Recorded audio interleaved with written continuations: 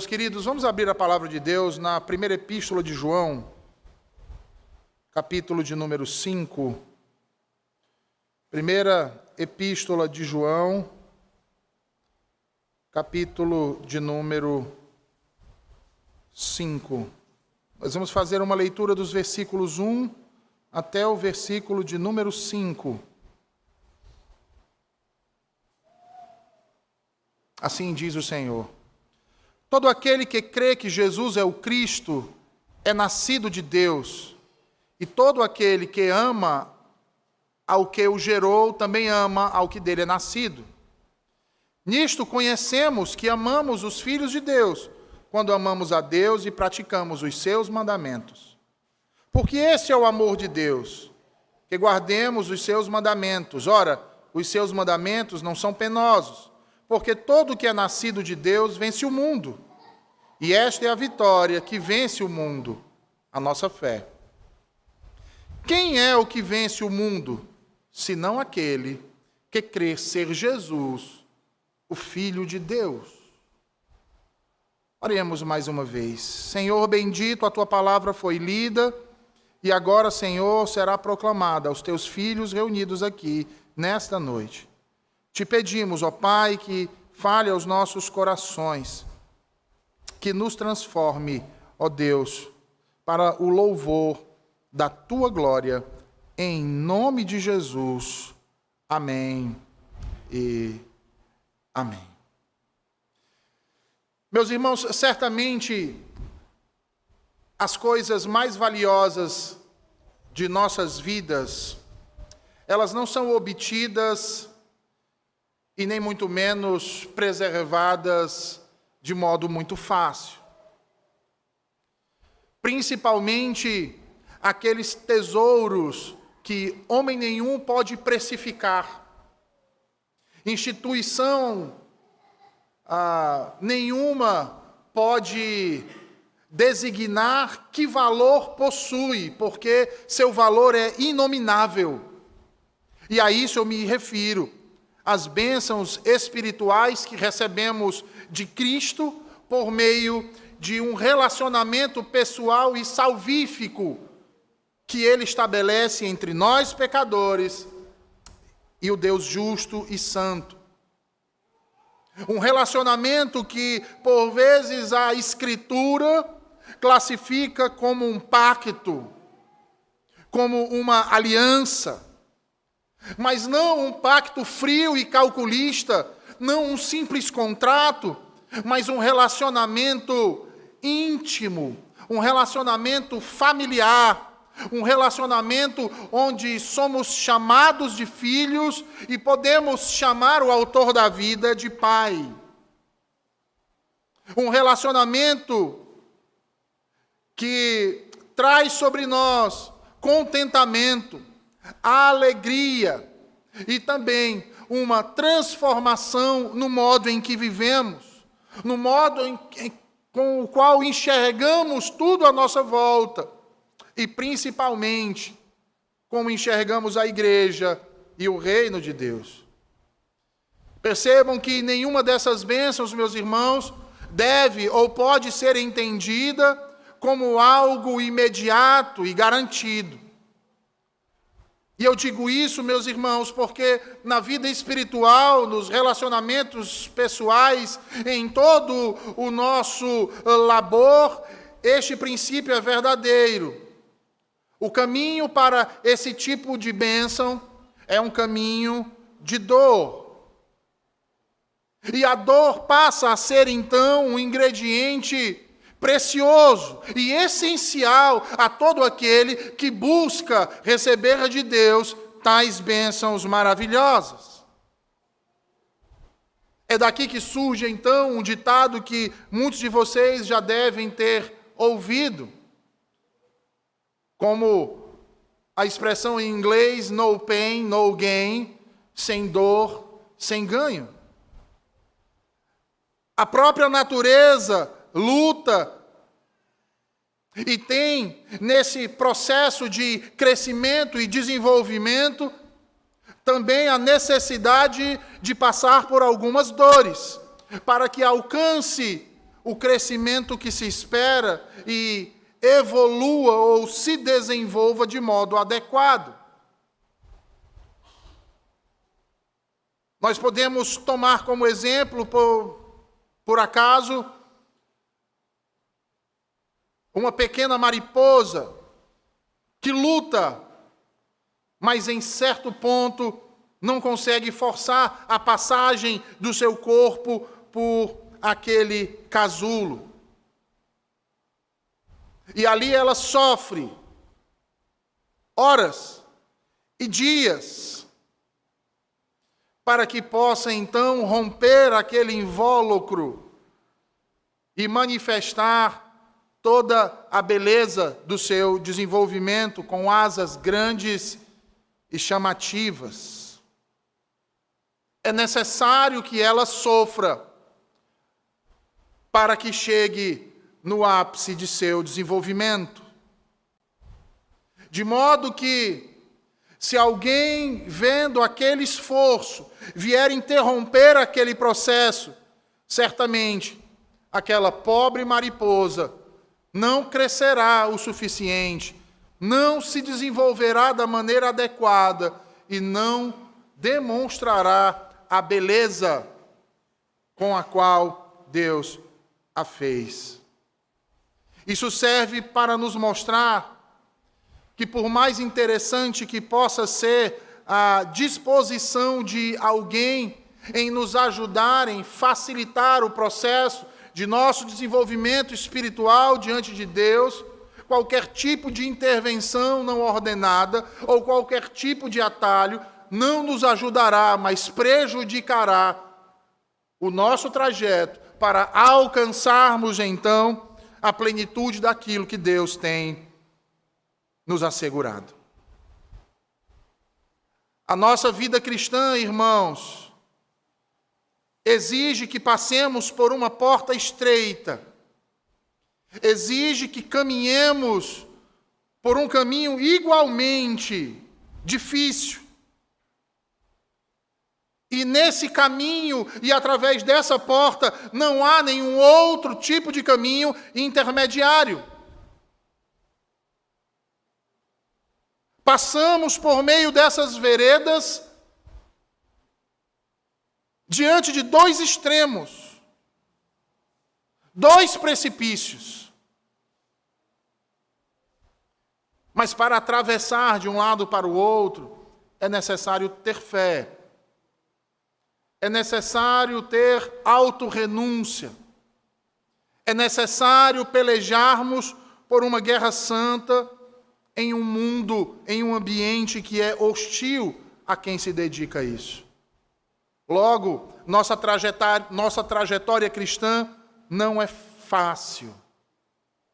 Exatamente porque no decorrer dessa caminhada por essa porta estreita e por essa via regada por dois precipícios, há ainda ataques de todos os lados, de inimigos vorazes, que não cessam o fogo, que não assinam tratados de paz, mas que procuram nos derrubar.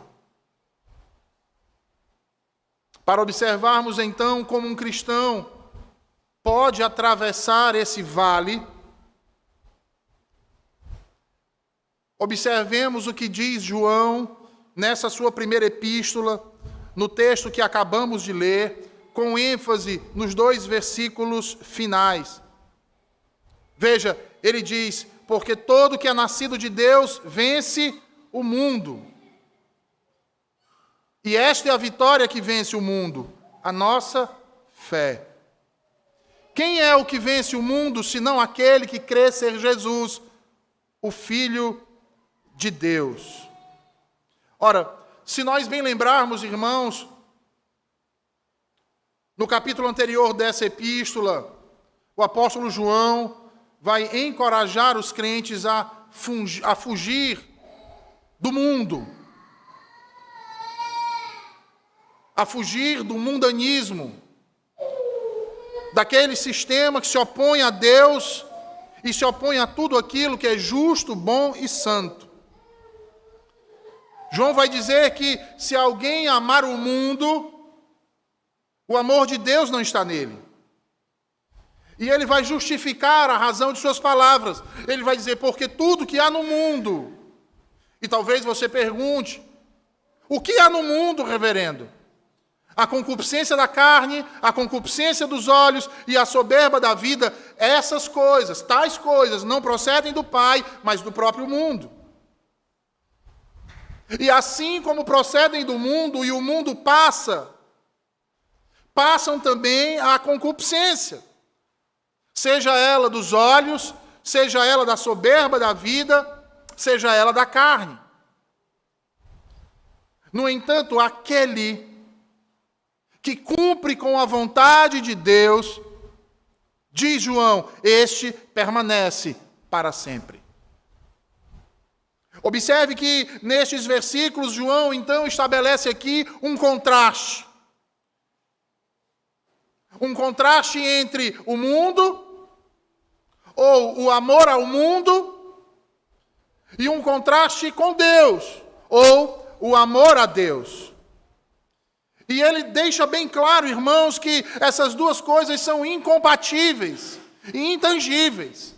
De modo que ou eu amo um e aborreço o outro, ou eu amo o outro e aborreço a um, mas não dá para conciliar os dois. E isso me lembra as palavras de Jesus em Mateus 6. Que os irmãos também devem lembrar. Que nós não podemos servir a dois senhores. Porque ou servimos a um e aborrecemos ao outro, ou nos devotamos a um e desprezamos o outro, ou devotamos ao outro e desprezamos a um.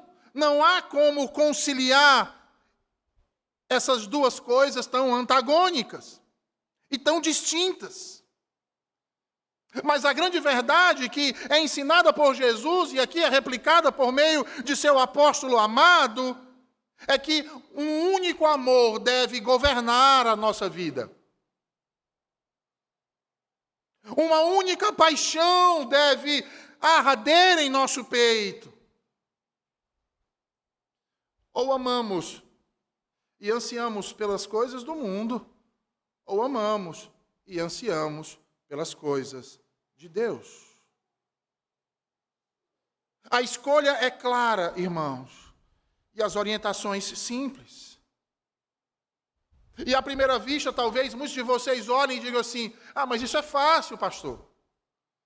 Certamente nós queremos amar e ansiar pelas coisas de Deus.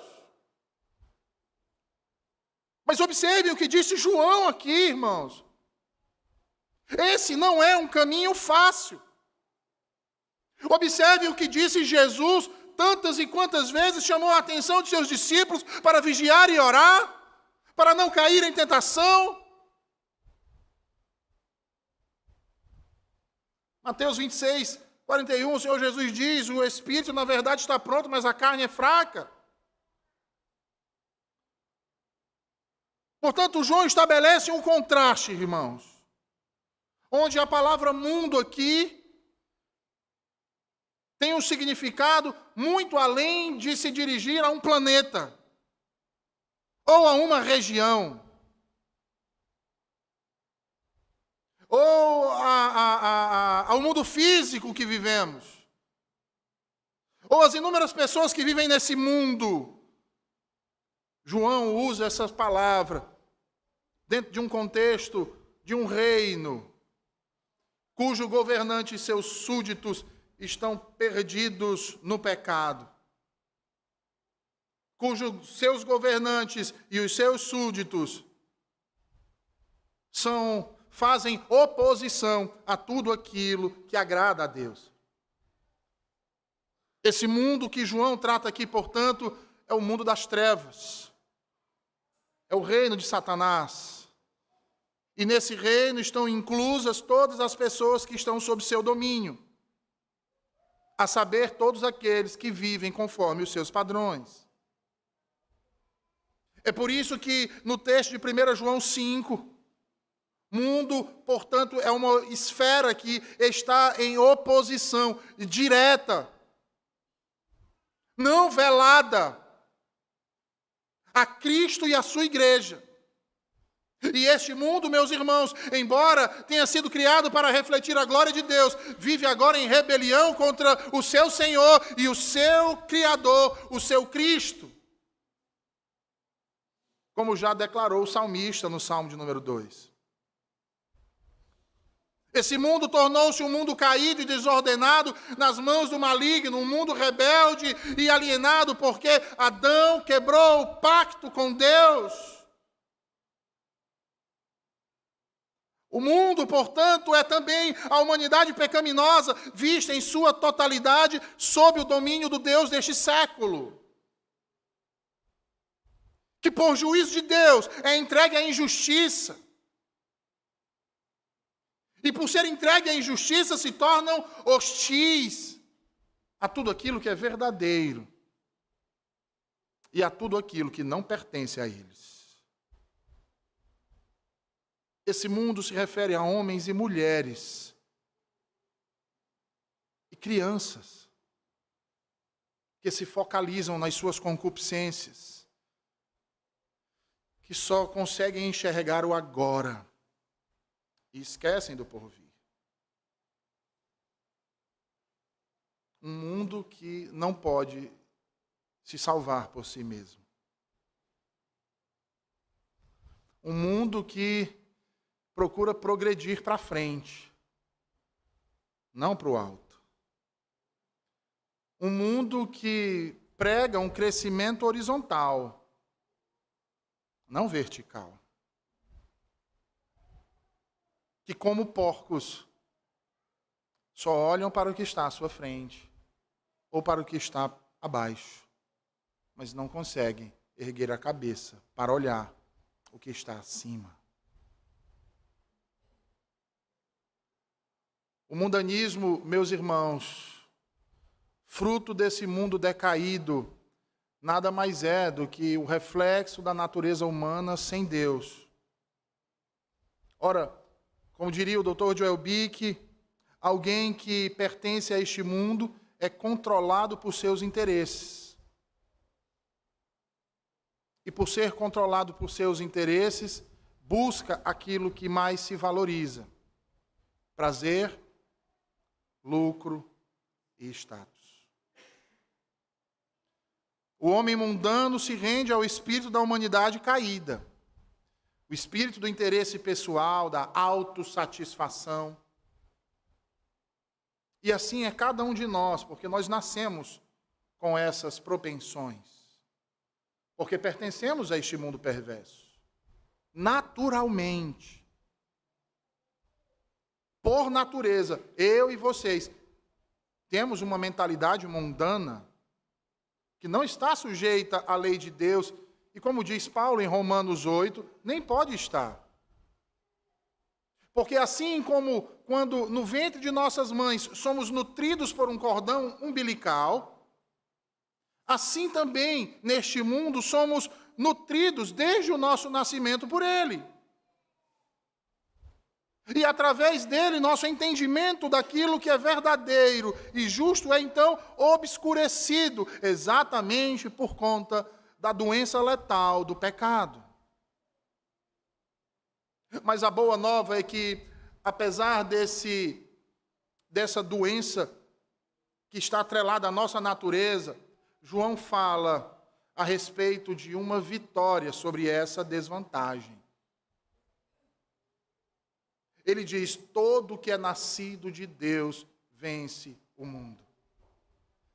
E se você parar para prestar atenção, você vai ver que João utiliza essa mesma frase por pelo menos 16 vezes em seus escritos. Mais do que todos os outros autores das Escrituras, juntos. Mas a pergunta que fica para nós é: como vencer o mundo? João não pretendia dizer que isso significava conquistar as pessoas desse mundo.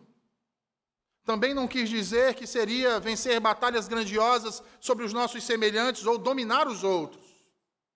Não se referia a governantes como Alexandre o Grande, que, após conquistar o mundo, entristeceu-se por não haver mais mundo a ser conquistado.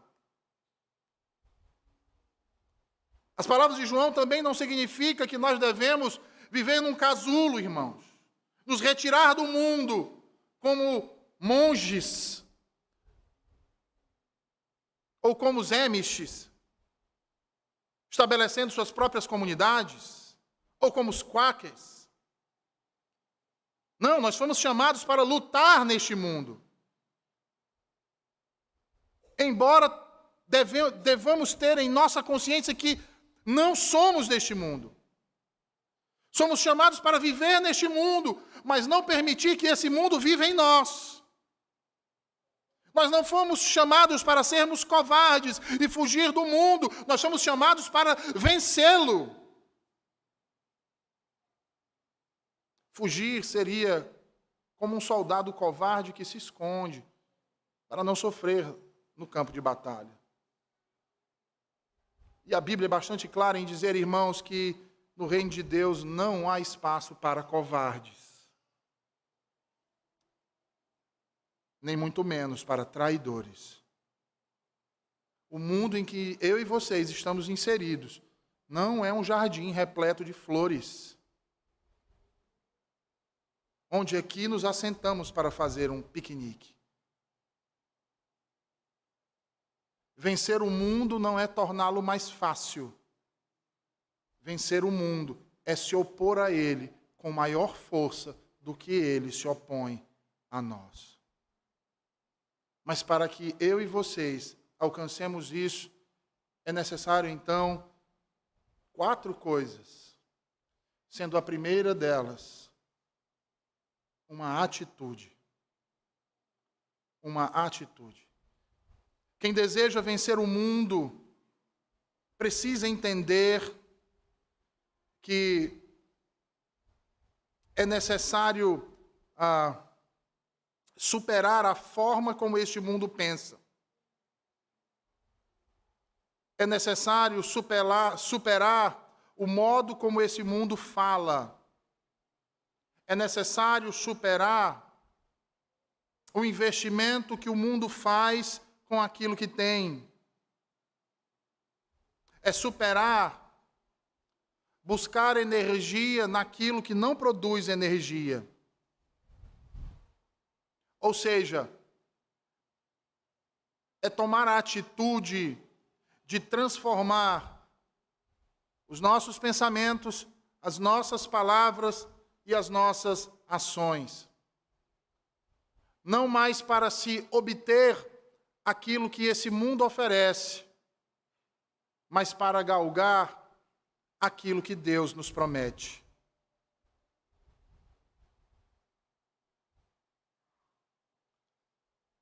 Alguém que vence o mundo, meus irmãos, rompe claramente com amigos, atividades e principalmente hábitos mundanos.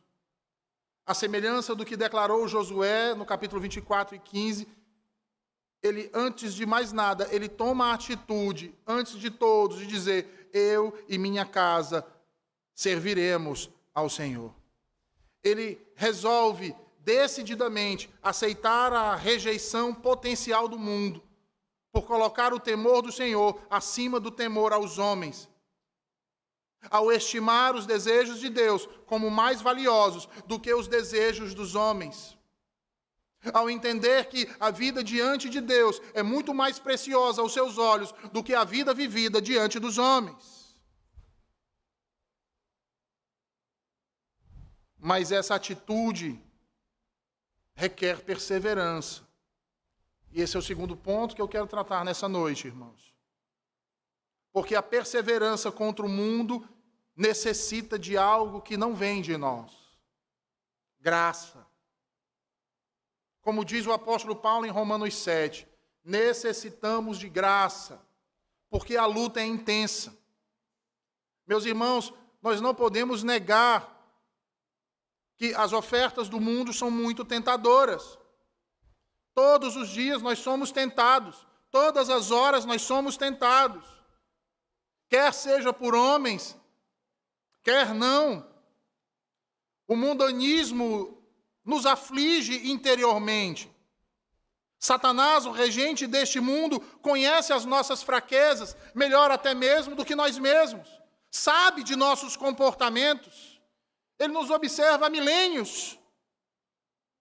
Às vezes, os ataques são tão fortes, irmãos, que clamamos como o apóstolo Paulo: desventurado homem que sou, quem me livrará do corpo desta morte? Mas pela graça, aquele que tomou a atitude de vencer o mundo, se esforça por cada dia, um após o outro, ser fiel a Deus. Ser mais leal ao Senhor do que ao mundo em que ele se encontra. E nisso ele encontrará liberdade. Mas essa liberdade que ele encontrará será somente no Senhor Jesus Cristo. E como ele encontrará essa liberdade em Jesus Cristo? Ora, servindo a ele. Como aquele que diz: Senhor, rompeste minhas cadeias, com todas as minhas forças lutarei contra o retorno à escravidão do pecado. Ele canta com todo o coração: sou teu servo, preso mas livre, filho da tua serva, quebraste minhas cadeias. Em terceiro lugar, é necessário nos colocarmos acima das circunstâncias deste mundo.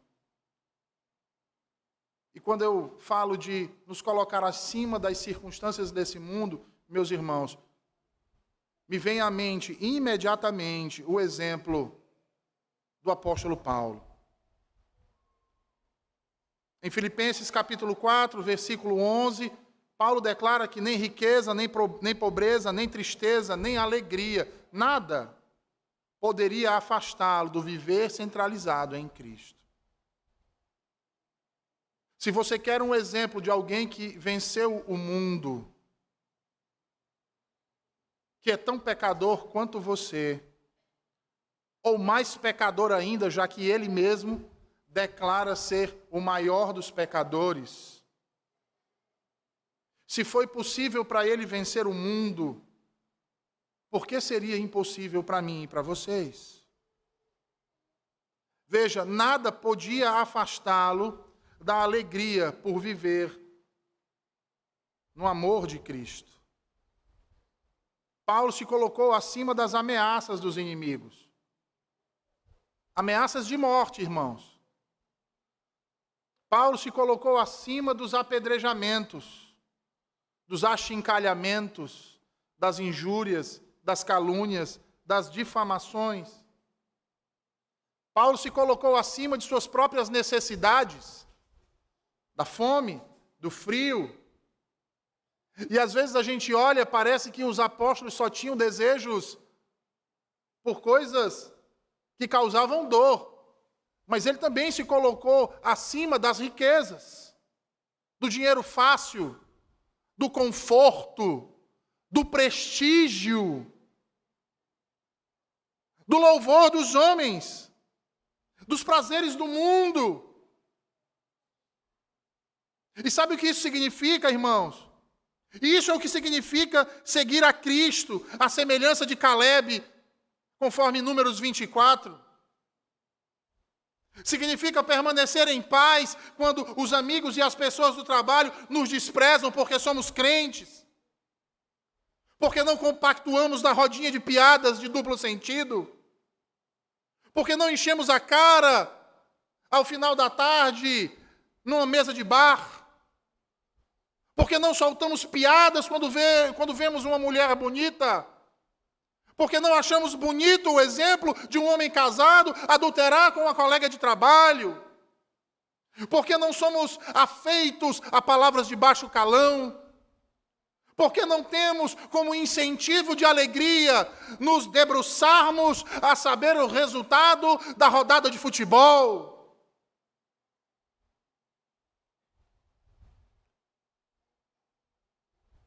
E somos tentados a essas coisas. Mas em Cristo resolvemos nos colocar acima de todas elas. E é por isso então que suportamos com paciência todas as perseguições que o mundo lança sobre nós. Sobre aquilo que pensamos, sobre aquilo que falamos, sobre aquilo que vestimos, sobre aquilo que fazemos.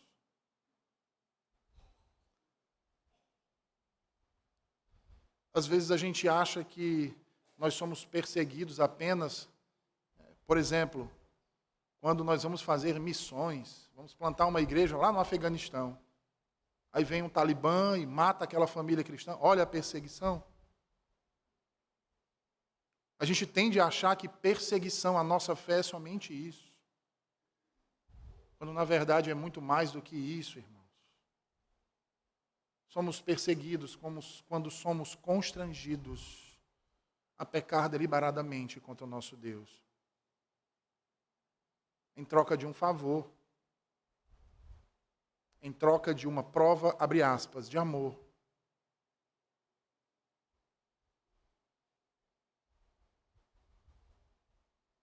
Não podemos ser amigos do mundo. Conforme nos diz o apóstolo João, as pessoas do mundo que odeiam a Cristo também nos odeiam.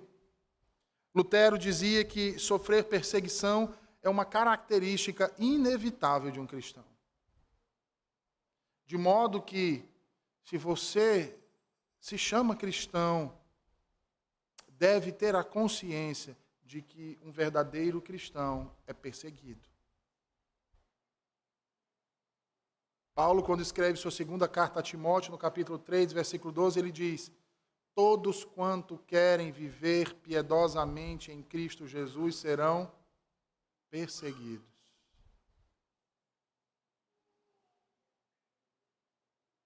Vocês querem uma aplicação mais real do que a que nós estamos vivendo já há alguns anos?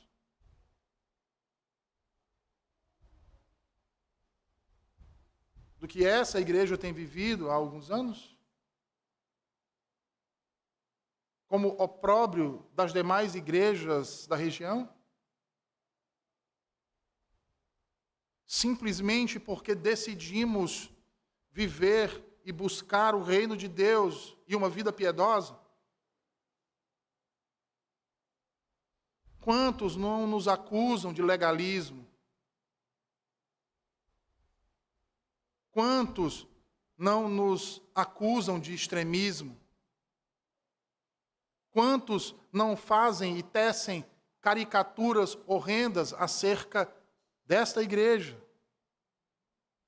do pastor, do conselho, dos membros desta igreja?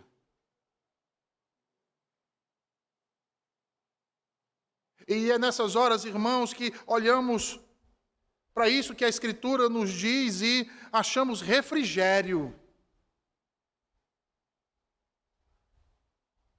E podemos, assim como Pedro disse, o próprio Senhor Jesus, nos regozijar, então, em Cristo. Porque se a busca por piedade, por santidade, pelo reino de Deus e a sua glória tem sido objeto do nosso opróbrio, significa dizer que estamos trilhando o caminho certo. Que nos colocamos nessa senda entre dois pontos. E que os abismos dos lados se precipitaram a nós. E que os ataques de nossos inimigos têm tentado nos atingir. No entanto, a nossa força não está em nós mesmos. E como eu disse, a graça não provém de nós, mas provém daquele que venceu o mundo. Provém daquele que já nos garantiu a vitória e que, por ter vencido, é quem nos sustenta, é quem nos fortalece, é quem nos anima nos piores momentos em que, muitas vezes, pensamos em desistir por causa de nossas fraquezas.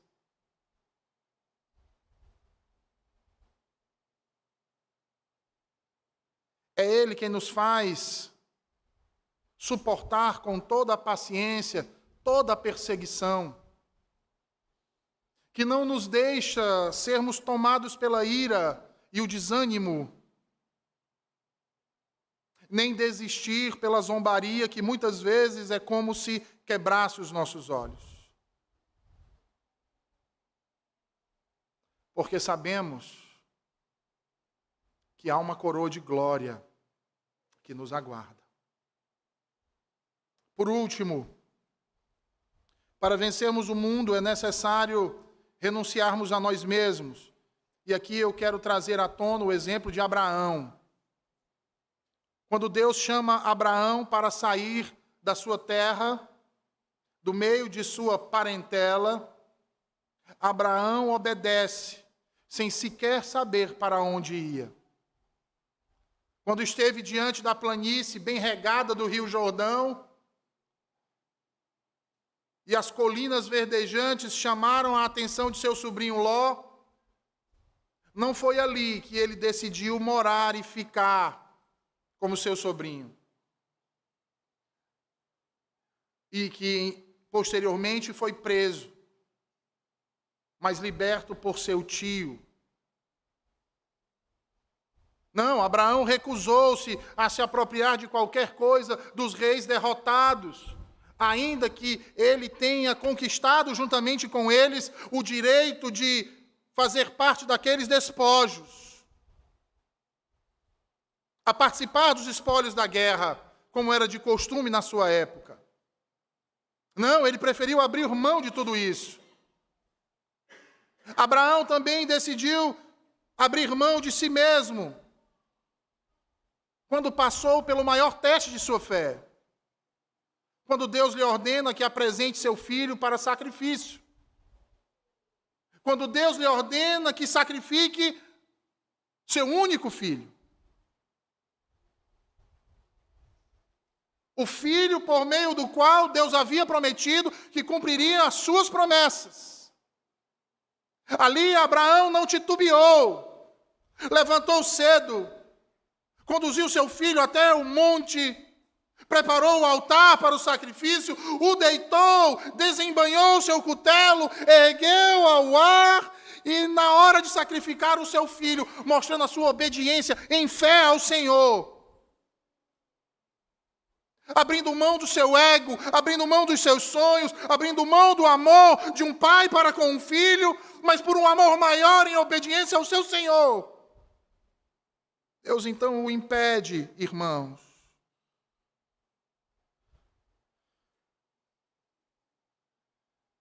É necessário negarmos as nossas concupiscências, os nossos desejos.